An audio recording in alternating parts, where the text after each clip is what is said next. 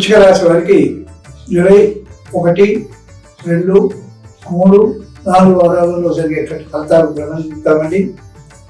విశాఖ 4వ పాదము, అనురాధ 4 పాదాలు, జ్యేష్ఠ 4 పాదాలు కలిసి వృశ్చిక రాశి అవుతుంది. ఈ వృశ్చిక రాశి వారికి మరి